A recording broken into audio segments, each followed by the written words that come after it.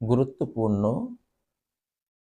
নিরাপত্তা বিষয়টি নিয়ে আজকে ইউনূস সরকার এবং বাংলাদেশ সেনাপ্রধান, সেনাবাহিনী সহ ছাত্র জনতা সবাইকেই কথাটা বলছি।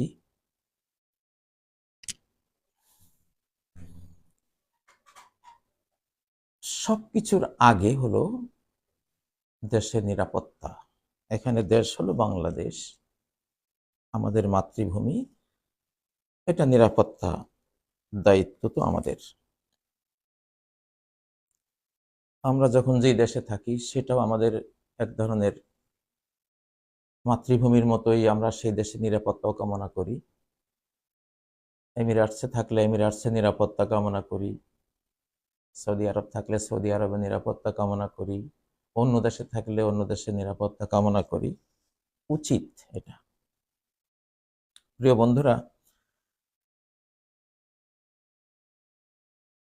একটা আমাদের জীবন কর্মের প্রায়োরিটিগুলো কোনটা আগে কোনটা পরে, এই সিরিয়ালটা বোঝা অত্যন্ত জরুরি। আল আওলাউইয়াত এটাকে আরবিতে বলে। প্রায়োরিটিগুলো কোনটা আগে, কোনটা 1 নাম্বার, কোনটা 2 নাম্বার, কোনটা 3 নাম্বার, নাম্বারিংটা করতে হয়। তো নিরাপত্তা হলো 1 নাম্বার। নিরাপত্তা যে 1 নাম্বার, আগে আমি এটা আপনাদেরকে আমাদের ধর্মগ্রন্থ কোরআন থেকে, আল্লাহর ইসলামের যে গ্রন্থ, ধর্মগ্রন্থ, সেটা থেকে আজকে দিচ্ছি, কারণ এটা নির্ভুল। হযরত ইব্রাহিম আলাইহিস সালাম একটা দোয়া করেছিলেন। এটা সূরা আল বাকারার 126 নম্বর আয়াত। আউযু বিল্লাহি মিনাশ শাইতানির রাজীম। বিসমিল্লাহির রহমানির রহিম। وَإِذْ قَالَ إِبْرَاهِيمُ رَبِّ اجْعَلْ هَذَا بَلَدًا آمِنًا। স্মরণ করো যখন ইব্রাহিম বলেছিলেন, হে রব, আপনি এই শহরকে কি দেন?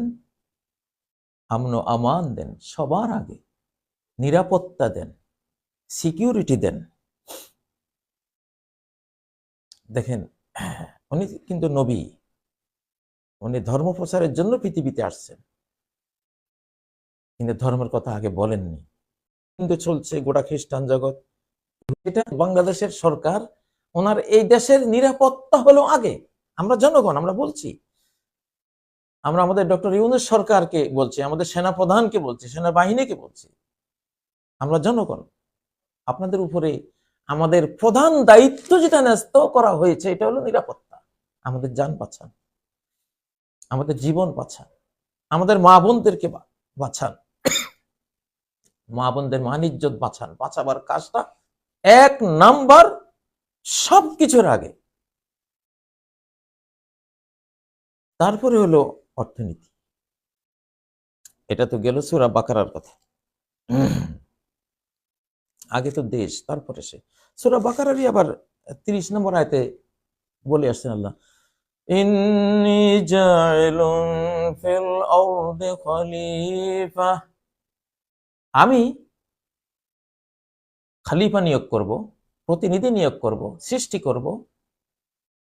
এই কথা বলার আগে ফিল আরদ, প্রথমে হলো ফিল আরদ, জমিনে, পৃথিবীতে, ভূখণ্ডে, ভূমিতে। ভূমিতে আসবে কে? খলিফা। ভূমি আগে, খলিফা পরে।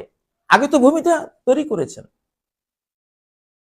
সৃষ্টিতেও ভূমিটা আগে, তারপরে হলো ভূমিতে যারা আসবে বসবাসের জন্য তারা। একটা একটা ভাড়া আগে না বিল্ডিংটা আগে? আপনি বিল্ডিংই তৈরি করলেন, আপনি ভাড়া দেবেন কি? ভাড়াটি আসবে কি এখানে? আগে তো বিল্ডিংটা, আগে তো ভূমিটা, আগে তো দেশটা, আগে তো মাটিটা। তাহলে ওইটা 30 নম্বর আয়াত সূরা বাকারা, সেখানে এটা বলেছেন।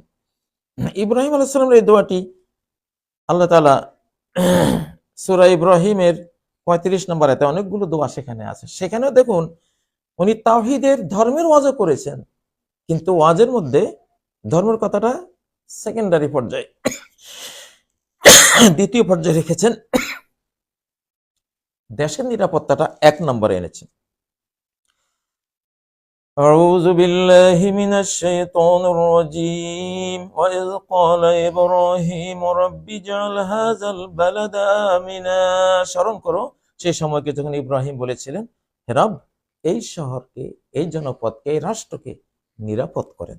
তারপরে ওয়াজনুবনি ওয়া বানিয়া আন না'বুদাল আসনাম, আমাকে আমার বংশধরদেরকে মূর্তি পূজা থেকে হেফাজত করেন। এই যে ধর্ম, ধর্ম হলো আল্লাহ পূজা, মূর্তি পূজা না।